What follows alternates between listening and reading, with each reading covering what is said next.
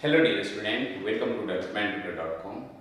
इस कंटेंट में हम सीखेंगे कि आप ट्रिगोनोमेट्री को बेसिक जो क्लास 10 का ट्रिगोनोमेट्री है उसके अंदर आप सम को कैसे कर सकते हैं। ट्रिगोनोमेट्री होता क्या है, इसको आप कैसे इसके बेस्ड एप्लीकेशन को कैसे कर सकते हैं और इनकी जो आइडेंटिटीज हैं उनको आप कैसे एक वन बाय वन आप कैसे लर्न कर सकते हैं। तो सबसे पहले हम जो बात करते हैं वो आइडेंटिटीज का बात करते हैं। जो ट्रिगोनोमेट्री में जो बेसिक आइडेंटिटीज है वो, तो सबसे पहले ये है sine theta, cos theta and tan theta. Actually 6 है लेकिन हम अभी साइन कॉस और टेन इस तीन पे हम फोकस करेंगे। Later we can discuss like cosec, sec and cot. तो सबसे पहले आप ये देखिए ट्रिगोनोमेट्री के अंदर कि जो ट्रायंगल्स होंगे तभी ट्रिगोनोमेट्री का फॉर्मेशन होगा। सो मैंने एक ट्रायंगल बनाया है ए बी सी, और ये जो ट्रायंगल्स है ये एक राइट एंगल है। राइट एंगल ट्रायंगल्स है जिसमें एंगल बी 90 डिग्री है और ये एंगल ए है, ये एंगल सी। अब आपको ये सबसे पहले आइडेंटिफाई करना पड़ेगा कि इसमें हाइपोटेन्यूस कौन सा है। तो हाइपोटेन्यूस आइडेंटिफाई करने के लिए सबसे आसान रूल जो है, जहां पे 90 डिग्री बना हुआ है उसके अपोजिट साइड को देखिए। तो ये क्या है हमारा हाइपोटेन्यूस है। इसको क्या बोलेंगे, हाइपोटेन्यूस। हाइपोटेन्यूस को हमेशा क्या होगा, 90 डिग्री के अपोजिट वाले एंगल्स को हम बोलेंगे हाइपोटेन्यूस। अब बचा है मेरे पास परपेंडिकुलर और बेस। सपोज मैं इस एंगल को थीटा ले लिया, एरोमेट्रिक कांस्टेंट या कुछ भी ले सकते हैं, अल्फा बीटा गामा व्हाटएवर इस एंगल, तो हमने कुछ नाम दे दिया थीटा। इस थीटा वाले के सामने जो है साइड, उसको या तो आप उसके अपोजिट बोलिए या तो परपेंडिकुलर बोलिए। It's a different name but meaning is the same, opposite and perpendicular, opposite and perpendicular. Hypotenuse मिल गया है, लेकिन आपको ये देखना है जो किस एंगल के रिस्पेक्ट में बोले हैं। तो हम एंगल सी के रिस्पेक्ट में देख रहे हैं, तो हमारा हाइपोटेन्यूस ये है। हाइपोटेन्यूस देखने के लिए आपको 90 डिग्री के अपोजिट जाना है, और परपेंडिकुलर देखने के लिए जिस एंगल का बात किए हैं उस एंगल के अपोजिट। अब हाइपोटेन्यूस और परपेंडिकुलर यदि मिल गया है तो ऑब्वियसली बेस ये होगा जिसके साथ ये एंगल बन रहा है। सपोज आपके पास ऐसा दे दें अभी कि इस तरह से मेरे पास एक ट्रायंगल्स है और ये कोई ट्रायंगल डी है, ई है और एफ है। अब यदि आपसे पूछा जाए जो बताइए ई एफ क्या है, ई एफ जो साइड है उसको क्या बोलेंगे, हाइपोटेन्यूस बोलेंगे, परपेंडिकुलर बोलेंगे या बेस बोलेंगे। तो जैसे डी एफ में देखें तो ई एफ सबसे लॉन्गेस्ट और ये परपेंडिकुलर के अपोजिट वाला है, तो हम बोल देंगे इसको हाइपोटेन्यूस। क्या बोलेंगे, हाइपोटेन्यूस। अब परपेंडिकुलर और बेस के लिए सपोज हम इस एंगल एफ को ले लिए हैं, तो ये एफ एंगल है, इसके अपोजिट कौन सा है, ई डी। तो ई और डी क्या हो जाएगा मेरा अपोजिट, या तो इसको हम बोल देंगे परपेंडिकुलर, अपोजिट और परपेंडिकुलर। ठीक है।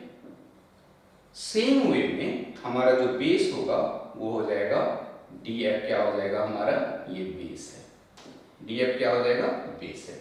सपोज नेक्स्ट में हम ऐसा करना चाहते हैं कि कुछ इस तरह से ट्रायंगल्स दिया हुआ है, ये हमारा ए बी सी और ये एंगल हमारा 90 डिग्री।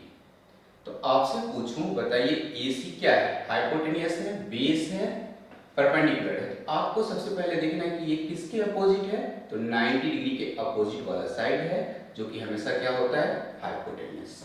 ये क्या है हमारा हाइपोटेन्यूस। AC क्या है, हाइपोटेन्यूस। अब बेस देखना है तो हमने इस एंगल की बात की है, एंगल A के रिस्पेक्ट में बताइए बेस क्या है। तो देखिए एंगल A का जो अपोजिट होगा उसको बोलेंगे परपेंडिकुलर, और जिसके साथ ये बना रहा है इसको बोलेंगे बेस। सो AB हमारा क्या आ गया, बेस आ गया, और जो BC है वो क्या है हमारा अपोजिट और परपेंडिकुलर है, अपोजिट और परपेंडिकुलर, अपोजिट अपोजिट और परपेंडिकुलर। तो सबसे पहला काम जो करना है आपको ट्रिग्नोमेट्री के अंदर, आपको ये देखना है उस ट्रायंगल में, क्या इस ट्रायंगल में हाइपोटेन्यूज कहाँ पे है, बेस कहाँ पे है और परपेंडिकुलर कहाँ पे है। तो हाइपोटेन्यूज वो साइड होगा जो 90 डिग्री के अपोजिट हो। बेस जिसके साथ एंगल बन रहा है, जिस पे एंगल खड़ा है, उसको बोलेंगे बेस, और परपेंडिकुलर उसको बोलेंगे जो कि जिस एंगल को ले रहे हैं उसके अपोजिट साइड वाले में। जैसे यहाँ पे देखें तो इस एंगल का बात की तो इसका अपोजिट कौन है, BC, तो BC हमारा हो गया परपेंडिकुलर। सपोज ऐसा ट्रायंगल ले कि सॉरी 1 सेकेंड,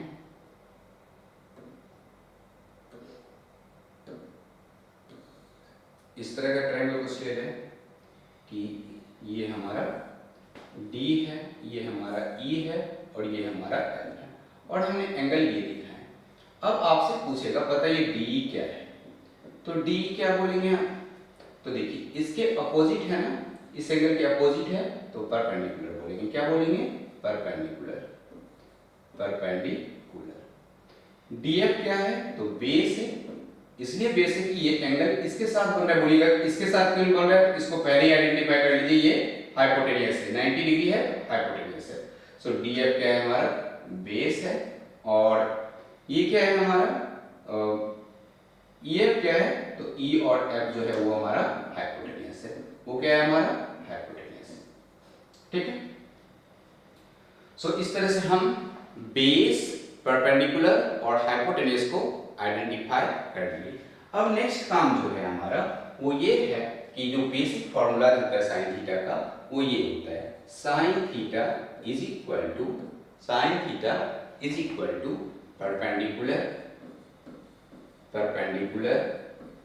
अपॉन हाइपोटेन्यूज,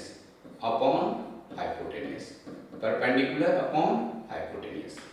जब cos थीटा का बात करेंगे तो ये होगा base upon hypotenuse, base upon hypotenuse, और जब tan थीटा का बात करेंगे तो ये होगा perpendicular upon base, perpendicular upon base. ये क्या हो गया हमारा tan थीटा, राइट ना। अब साइन कॉस tan हो गया। अब देखिए tan के बाद होता है cot थीटा, ठीक है, तो tan के उल्टा सोचिए, रेसिप्रोकल लेना है, ये परपेंडिकुलर अपॉन बेस है तो इसको बोल देंगे base upon perpendicular, base upon perpendicular. यदि cos का उल्टा देखें तो इसको बोलते हैं sec थीटा, जस्ट उसके अपोजिट करना है आपको, हाइपोटेन्यूज को ऊपर लिख दीजिए और बेस को नीचे लिख दीजिए।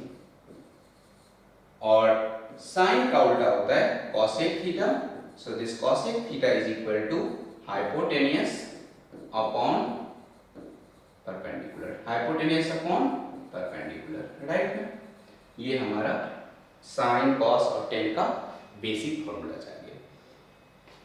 इसको आप शॉर्ट फॉर्म में भी लिख सकते हैं, देखिए P perpendicular upon H, base B upon H, P upon B upon P, hypotenuse H upon B, hypotenuse H upon B। तो हमने ये भी देखा कि ट्रायंगल दिया होगा तो हाइपोटेन्यूज इजीली फाइंड कर सकते हैं, पहचान सकते हैं, बेस पहचान सकते हैं और परपेंडिकुलर पहचान सकते हैं। अब देखिए क्वेश्चन किस तरह से रहेगा, आपको ट्रायंगल में दिया होगा, ये इस तरह से कुछ क्वेश्चंस रहते दिए हुए कि सपोज ये हमारा कोई ट्रायंगल है, ये है A और ये है B, ये है C, और ये एंगल है 90। तो आपको पता है 90 के जो अपोजिट होंगे उसको क्या बोलेंगे, हाइपोटेन्यूज, और ये एंगल हम ले रहे हैं इसको लिख दिए थीटा। इस एंगल के अपोजिट जो होगा उसको क्या बोलेंगे, अपोजिट या तो परपेंडिकुलर, अपोजिट या तो परपेंडिकुलर, और ऑब्वियसली बेस यही है क्योंकि हाइपोटेन्यूज अपोजिट वो है तो तीसरा क्या होगा, बेस होगा। अब जरा इसमें आप आइडेंटिफाई करिए, ये आइडेंटिफाई करना है आपको कि सपोज अपोजिट आपको 4 मीटर दिया हुआ है और बेस आपको 3 मीटर दिया हुआ है, तो आपको बताना है कि हाइपोटेन्यूज कितना होगा। तो एक जो फॉर्मूला है वो रिलेशनशिप हम ये बोलते हैं कि पाइथागोरस थ्योरम बोलते हैं कि हाइपोटेन्यूज का square is equal to perpendicular का स्क्वायर प्लस बेस का स्क्वायर, या ऐसे बोल सकते हैं हाइपोटेन्यूज का स्क्वायर इक्वल टू अपोजिट का स्क्वायर प्लस बेस का स्क्वायर। तो हाइपोटेन्यूज हमारा क्या है यहाँ पे तो आपको फॉर्मूला लर्न ऐसे रखना है, h का square is equal to b का स्क्वायर प्लस b का स्क्वायर। अब हमें हाइपोटेन्यूज यहाँ पे AC दिया हुआ है तो हम AC का स्क्वायर कर लिए, इसको हमने लिख दिया AB का स्क्वायर प्लस BC का स्क्वायर। AC का स्क्वायर, AB कितना दिया हुआ है 4 का स्क्वायर प्लस 3 का स्क्वायर, तो ये AC का स्क्वायर कितना निकल जाएगा हमारा 16 प्लस 9 और इसका यदि रूट लेंगे तो ये हो गया रूट 25।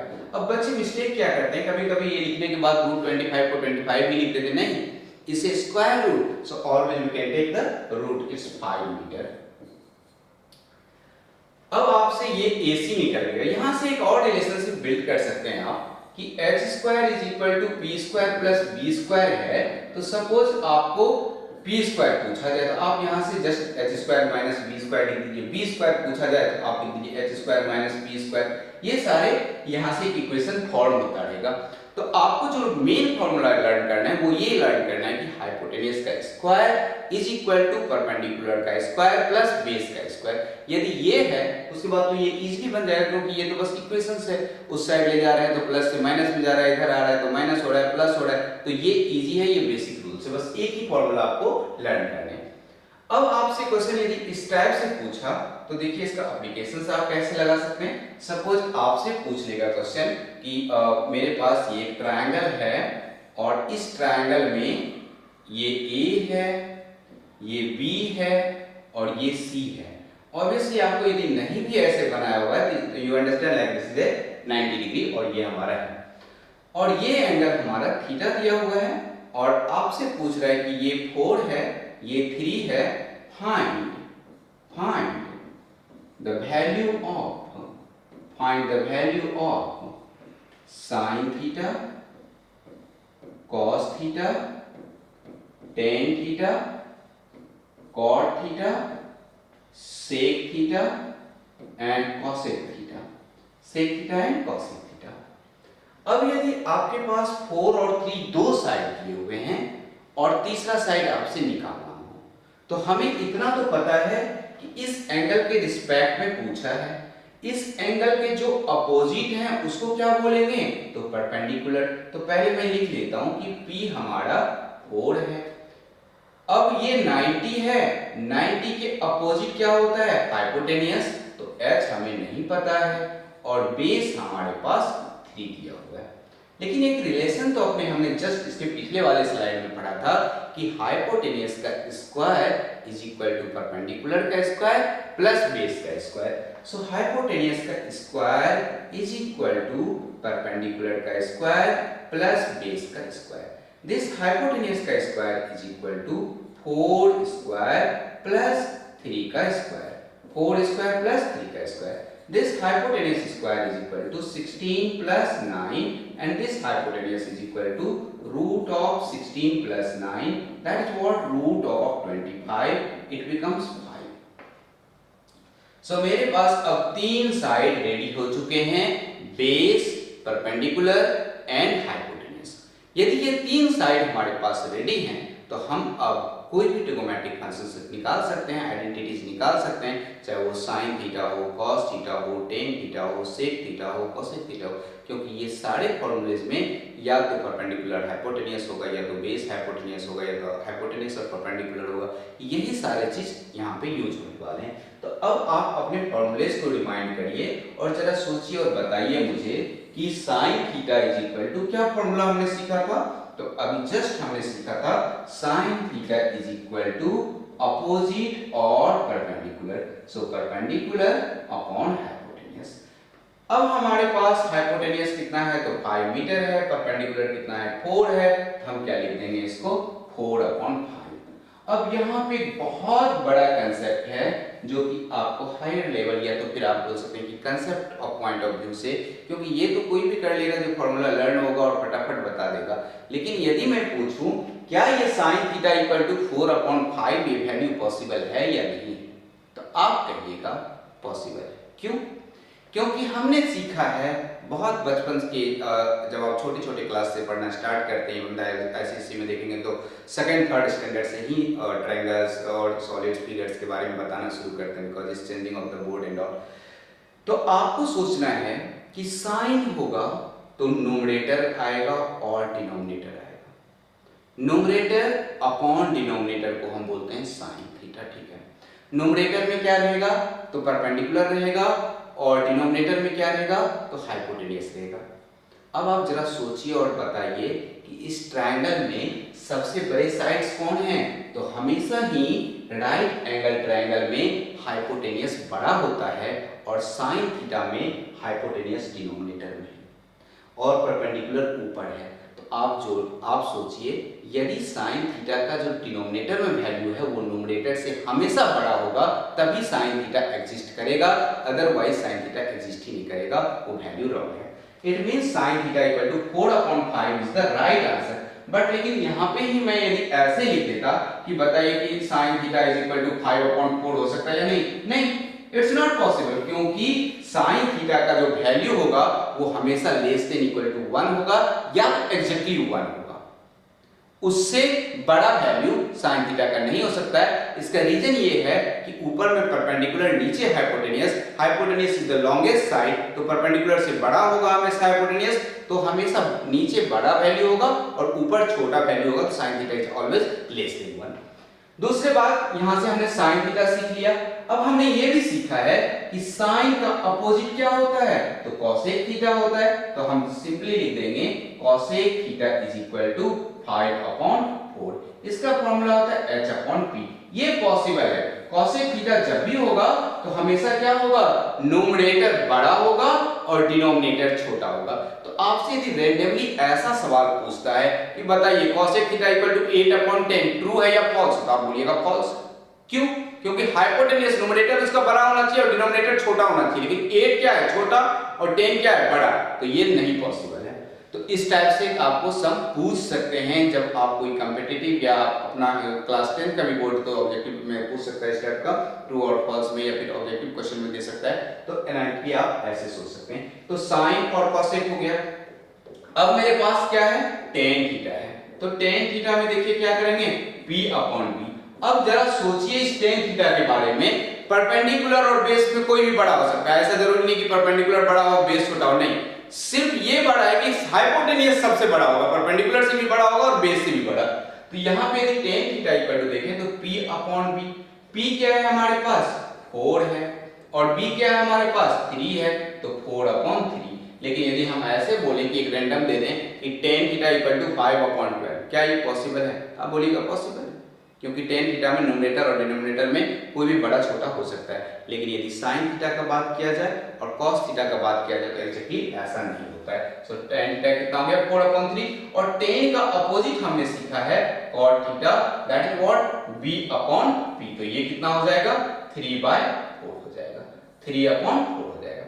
अब जो है बचा हुआ मेरे पास वो है cos थीटा। अब जरा cos थीटा के बारे में देखते हैं। तो देखिए cos थीटा का जो बेसिक है वो है कि बेस अपॉन हाइपोटेनियस। तो हाइपोटेनियस क्या होगा, सबसे बड़ा, बेस क्या होगा, हाइपोटेनियस से छोटा।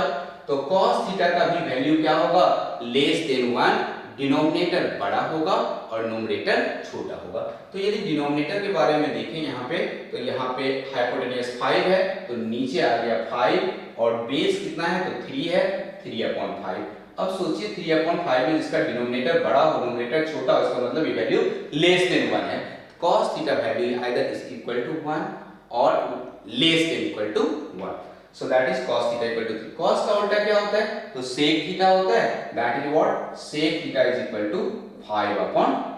तो sec थीटा आपको न्यूमरेटर बड़ा होना चाहिए और डिनोमिनेटर छोटा होना चाहिए। तो ये तो एक हो गया कि sin cos tan आप कैसे फाइंड कर सकते हैं। sin के उल्टे होते हैं cosec, cos के उल्टे होते हैं sec, और tan के उल्टे होते हैं cot। दूसरा बात हमने ये भी देखा कि sin थीटा का वैल्यू कभी भी ग्रेटर देन 1 यदि लिख देता है, इट्स नॉट पॉसिबल। सपोज आपको कोई लिख दिया कि sin थीटा इक्वल टू 24/12, क्या ये राइट आंसर्स हैं, क्या ये sin थीटा इस तरह से लिख सकते हैं, क्या ये ट्रू है, तो बोलिएगा नहीं, क्योंकि sin थीटा का डिनोमिनेटर बड़ा होना चाहिए। हमने न्यूमरेटर में 24 दिया है, डिनोमिनेटर में, तो sin थीटा का वैल्यू 2 आ गया, 2 नहीं पॉसिबल है। sin थीटा का वैल्यू 1 पॉसिबल है और less than equal to 1 possible है। उसी तरह से आप cos थीटा, जिसका भी डिनोमिनेटर में हाइपोटेनियस आएगा उसका डिनोमिनेटर बड़ा होना चाहिए और जिसका न्यूमरेटर में हाइपोटेनस आएगा उसका न्यूमरेटर बड़ा होना चाहिए। अब सेकेंड थिंग जो पूछता है वो ये है कि इनके वैल्यूज कैसे होते हैं। तो देखिए कुछ टेबल्स इस तरह से रहते हैं कि ये 0 डिग्री है, ये 30 है, सॉरी ये 0 30, ये 45 डिग्री है और ये 60 है, ये 90 है। इनके टेबल्स लर्न करने का तरीका क्या है। सपोज ये साइन है, ठीक है, और आपको साइन का पूछेगा, फिर पूछेगा कि कॉस का बताइए, फिर पूछेगा कि टेन का बताइए और फिर कॉट और कॉसेक, चलिए, और सेक। तो ये हमारा कुछ वैल्यूज हमने इस तरह से लिख दिया। सबसे फर्स्ट काम इस टेबल को आप बाय हार्ट कर सकते हैं तो बहुत अच्छा है। यदि किसी को बाय हार्ट में प्रॉब्लम होता है, सोचते कि नहीं प्योर टेक्निकल हूँ, मैं लर्न करना ही नहीं चाहता हूँ, तो आप क्या कीजिए कि यहाँ पे मैं एक टेक्निक यूज कर रहा हूँ, इस टेक्निक को ही अडॉप्ट कर लेंगे, तब भी आप कहीं पे भी अपना वैल्यू बता सकते हैं। तो ये वैल्यूज होता क्या है, ये देखिए, ये वैल्यू इस तरह से है कि ये 0 30 45 60 90। तो सपोज साइन 0 है ना, तो आपको सबसे पहले यहाँ पे लिख लेना है 0 1 2 3 4। ये मैं ये बता रहा हूँ कि आप टेबल को याद कैसे रखेंगे। आपको डिवाइड कर लेना है सबको 4 से। क्या करना है, सबको 4 से डिवाइड कर लेना है। तो आपने 4 से सबको डिवाइड किया, इसके बाद इसमें सब पे रूट लगा देना है। आपको क्या करना है, रूट लगा देना है। जैसे ही आपने रूट लगा दिया, अब क्या होगा, तो 0/4 कितना होता है, 0, 0 का रूट भी 0, इसका रूट कितना होगा, 1 का रूट 1, रूट 4 का 2, इसका कितना हो जाएगा 1/2, सॉरी 0 1 2 1/√2, 1/√2 क्योंकि 2 2 जा 4, और ये कितना हो जाएगा √3/2 और ये कितना हो जाएगा 1। तो sine 0 0, sine 30 1/2, sine 45 1/√2, sine 60 √3/2, sine 90 1। इसमें हमने कुछ लर्न नहीं किया, इसमें हमने क्या किया 0 30 45 60 लिखा, यहाँ पे 0 1 2 3 4 सबको 4 से डिवाइड किया, उसका रूट ले लिया। अब आपको कॉस लिखना है ना, उसके उल्टा लिख के आइए। यहाँ पे 1 दे दीजिए, क्या है √3/2 है, यहाँ पे √3/2 दे दीजिए, यहाँ पे 1/√2 ही रहने दीजिए, और यहाँ पे 1/2 और यहाँ पे 0। मतलब इसका वैल्यू जस्ट इधर से रिवर्स ऑर्डर में कॉस को लिख देना है। अब यदि 10 लिखना है, इसको डिवाइड करिए, तो देखिए 0 डिवाइड 1 करेंगे तो कितना होगा 0, 1/2 √3/2 कितना हो जाएगा 1/√3, दोनों को डिवाइड करना है, ये कितना हो जाएगा 1 और यहाँ पे कितना हो जाएगा √3 और ये हो जाएगा अनडिफाइंड, क्योंकि 1/0 क्या हो जाता है अनडिफाइंड। अब कॉट लिखना है तो इसके उल्टा लिखिए अनडिफाइंड √3 1/0 ना 0/1 सॉरी, तो ये हो जाएगा हमारा 0, ये √3, इसका उल्टा 1 ही रहेगा, 1/√3 रहेगा, और ये हो जाएगा cot 30, सो इस 0 1/0 में ये इंफिनिटी हो जाएगा और ये हो जाएगा 0। नाउ कॉसेक में साइन का उल्टा, तो ये अनडिफाइंड हो जाएगा, ये 2 हो जाएगा, ये √2 हो जाएगा, ये 2/√3 हो जाएगा और ये 1 हो जाएगा। सेक में कॉस का उल्टा, तो 1 2/√3 और √2 2 और ये अनडिफाइंड हो जाएगा। तो cos 90 क्या है हमारा, सॉरी sec 90 क्या है अनडिफाइंड है, 1/0 हो जाएगा। तो ये आप पूरा टेबल्स आप इस तरह से बना सकते हैं और इसको लर्न भी कर सकते हैं। इसके बेस जो क्वेश्चन पूछता है, ऐसा पूछता है क्वेश्चन कि सपोज आपके पास दे दिया जाए sin 30 degree into sin 45 degree plus cos 30 degree into cos 45 degree, cos 45 degree. तो आप क्या करिए, sin 30 का वैल्यू होता है 1/2, sin 45 का वैल्यू होता है 1/√2, cos 30 का वैल्यू होता है √3/2, cos 45 होता है 1/√2। अब आप लिख लीजिए 1/√2। देखिए आपको टेबल्स लर्न होंगे तो आप इजीली इसको कर सकते हैं, डिवाइड बाय √3 डिवाइड बाय 2√2। तो ये √3 + 1 डिवाइड बाय 2√2 इसका आंसर। किसी को चाहिए कि नहीं थोड़ा और सिंपलीफाई करना चाहते हैं तो वो इस तरह से लिख सकते हैं कि √2 से मल्टीप्लाई कर लिए, √3 + 1 into √2 divide by √2 into √2, 2 into 2 4, so that is the answer. ऐसे भी आप लिख सकते हैं इसको, और आप यहाँ पे भी छोड़ सकते हैं। तो ये हो गया साइन का, आपको जो वैल्यूज रहेंगे एंगल्स का दिया हुआ आप इस तरह से निकाल सकते हैं। नेक्स्ट आपसे ये पूछ सकता है कि एक और सम देख लेते हैं कि सपोज आपसे दे दिया कि cos 60 है, cos 45 है और प्लस sin 60 है, sin 45 है। तो देखिए क्या करेंगे, cos 60 कितना होता है 1/2 होता है, cos 45 कितना होता है 1/√2 होता है, sin 60 कितना होता है √3/2 होता है, sin 45 1/√2 होता है। Now this 1/2√2 plus √3 divided by 2√2, the answer should be √3 plus 1 divided by 2√2, इसका आंसर आ जाएगा। सो हमने आपको बहुत बेसिक बताया कि साइन कॉस टेन कैसे करेंगे, फिर इसके एंगल के सम। नेक्स्ट सेशन में हम आपको बताएंगे कि इसके आइडेंटिटीज क्या है, sine square theta plus cos square theta, sec square theta minus tan square theta, cosec square theta minus cot square theta, इसके बेस्ड आप कैसे सम को सॉल्व कर सकते हैं। So thank you so much.